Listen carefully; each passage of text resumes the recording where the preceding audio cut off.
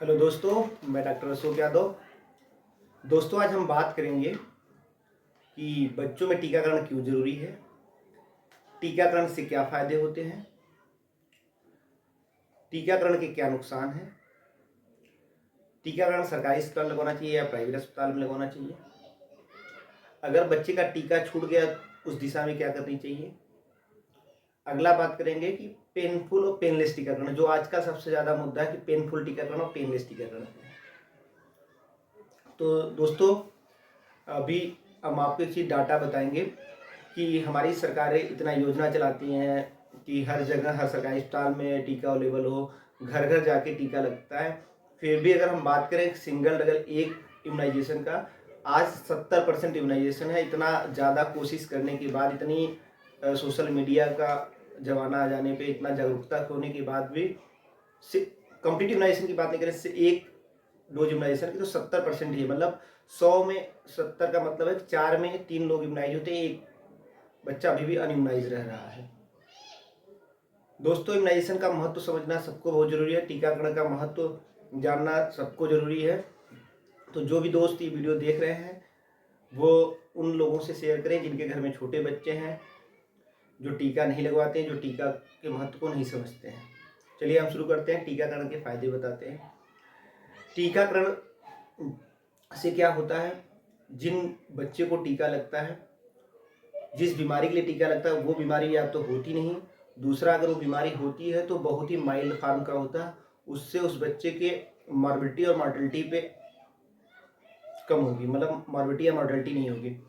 तो पहला फायदा, या तो बीमारी होगी नहीं, अगर होगी तो बहुत ही कम लेवल की, जिसमें पता नहीं चल पाएगा, तो इससे मॉर्बिडिटी मॉर्टलिटी कम होगी। दूसरा, ये बीमारी फैलने से रोकता है। नॉर्मली क्या होते हैं, बीमारियां संक्रमण से फैलती, मतलब एक व्यक्ति को दूसरे व्यक्ति को होती है, फिर तीसरे व्यक्ति की होती है। तो अगर कोई व्यक्ति इसमें इम्यूनाइज होगा तो चेन ब्रेक हो जाएगा। जैसे मान लो ए बंदा है, अगर ए को हो रखा है और बी इम्यूनाइज है, सी अनइम्यूनाइज है, तो अगर बी को नहीं जाएगी तो सी को नहीं जाएगी, तो चेन ब्रेक हो जाती है, तो समाज में फैलने से रोकती है।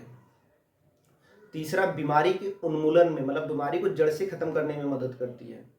तो पहला कि उस बच्चे में बीमारी नहीं होने देती, या तो माइल्ड फॉर्म होती है। दूसरा, बीमारी फैलने से रुकती है, जिससे क्या होगा, समाज का भला होता है। तीसरा, बीमारी को खत्म करने में मदद होती है, जड़ से निकालने में। जैसे स्मॉल पॉक्स इरेडिकेट हुआ है और पोलियो इरेडिकेट हो रहा है, क्योंकि इम्यूनाइजेशन के, टीकाकरण की वजह से।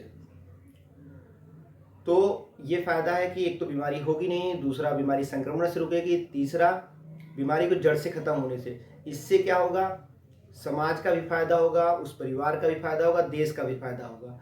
तो देश की इकोनॉमिक अच्छी होगी अगर स्वास्थ्य सही रहेगा, हॉस्पिटल में बर्डन नहीं पड़ेगा, बीमारी नहीं होगी। तो ये सब फायदे हैं टीकाकरण के। इसलिए टीकाकरण बहुत ही जरूरी है, क्योंकि इससे व्यक्ति का फायदा है, परिवार का फायदा है, समाज का फायदा है। अब हम समझते हैं क्या कि टीकाकरण लोग लगवाते क्यों नहीं। पहला चीज की जागरूकता की कमी है। दूसरा, लोगों में अंधविश्वास है कि टीकाकरण से बच्चे बीमार होते हैं, टीकाकरण लगाने के बाद बुखार आ जाता है, झटके आ जाते हैं। तीसरा, कुछ लोग होते हैं कि पैसे नहीं है, पैसे की वजह से टीका नहीं लगवा पाते। ये जो मूल कारण है, कुछ में है कि रिलीजियस व्यू में।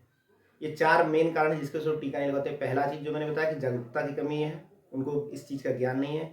दूसरी चीज जो मैंने बताया क्या, कि अंधविश्वास है कि इससे बीमारियां फैलती है। तीसरी चीज कि जो लोग इसके बारे में, कि पैसे नहीं है। और चौथा जो मिनिमम है, रिलीजियस व्यू है। तो पहला जो हम आपकी लोग को इसके बारे में बताएं, सरकारें योजनाएं चलाती रहती टीकाकरण के फायदे के लिए। दूसरा चीज जो आपका है कि पैसे नहीं है, तो सरकारी अस्पताल में फ्री ऑफ कास्ट लगता है, कोई भी पैसे नहीं लगते हैं। हर सरकारी अस्पताल में टीका अवेलेबल होते हैं, मैक्सिमम टीके, सब नहीं लेकिन मैक्सिमम होते हैं।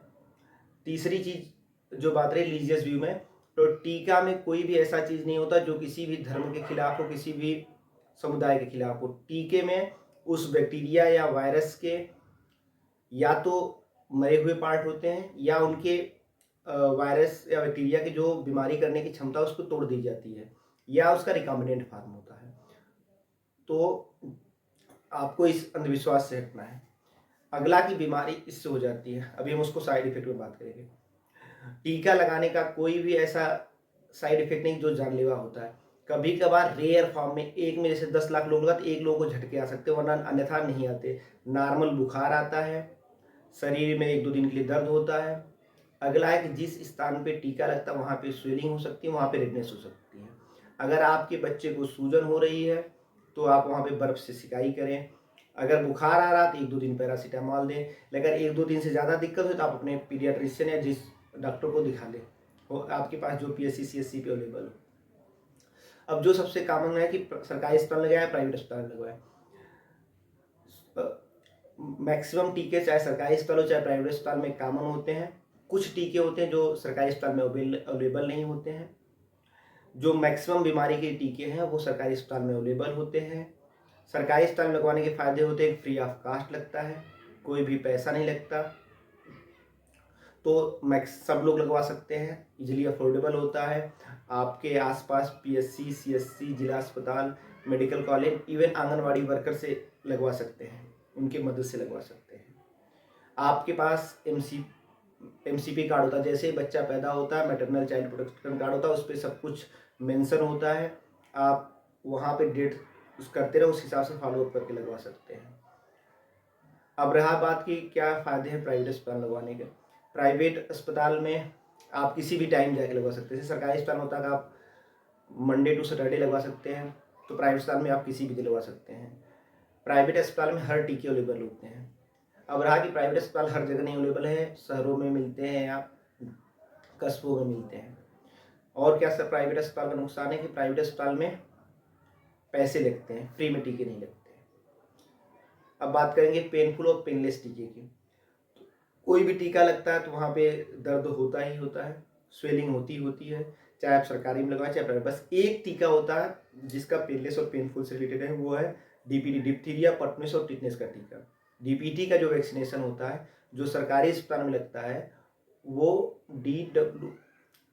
WP वाला लगता है, मतलब होलसेल परटूसिस लगता है, वो ज़्यादा पेनफुल होता है। उसके लगाने के बाद बुखार आते हैं, उसके लगाने के बाद बच्चे को ज़्यादा दर्द होता है। जबकि जो प्राइवेट में लगता है वो एसेलुलर परटूसिस होता है,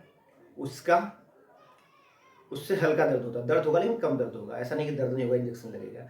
लेकिन जो डीपीटी सरकारी लगता है वो फ्री ऑफ कास्ट होता है, जो सरकार प्राइवेट अस्पताल लगता है वो मिनिमम 1000 के अराउंड लगता है चार्ज। अब हम एक और बात करेंगे क्या कि अगर जो कॉमन है कि बच्चे का टीका छूट गया तो क्या करें। अगर आपके बच्चे का टीका छूट गया है फिर भी आप जाके टीके को लगवाएं। क्या होता है कि मान लीजिए आपका बच्चा 1 साल का है, 2 साल का, 3 साल का, आप जिस दिन से टीका लगाएं उसके आगे से वो बीमारी होने का चांस नहीं रहेगी। उस एज से जो टीका लगना होगा वो लग जाएगा। कैचअप इम्यूनाइजेशन प्रोग्राम चलता है कि मतलब अगर इस एज पे बच्चा है तो कौन सा टीका लगाए, उसी हिसाब से लग जाएगा। कौन कौन सा टीका मिनिमम लगवाना ही जरूरी है, जो बर्थ पे लगता है, जो 6 वीक यानी 1.5 महीने पे लगता है, तीसरा जो 2.5 महीने यानी 10 वीक पे लगता है, 3.5 महीने पे लगता है, कुछ प्राइवेट में 6 महीने पे लगता है, सरकारी अस्पताल में 9 महीने पे लगता है, उसके बाद 16 से 24 महीने पे लगता है, फिर बूस्टर डोज लगती है 5 साल पे, 7 साल पे, 10 साल पे। अब कौन कौन से टीके हैं जो सरकारी अस्पताल में नहीं अवेलेबल होते हैं और आप अगर अफोर्डेबल है तो आप लगवा सकते हैं। हेपेटाइटिस ए का टीका सरकारी अस्पताल में नहीं अवेलेबल होता, आपको प्राइवेट में लगवाना पड़ेगा।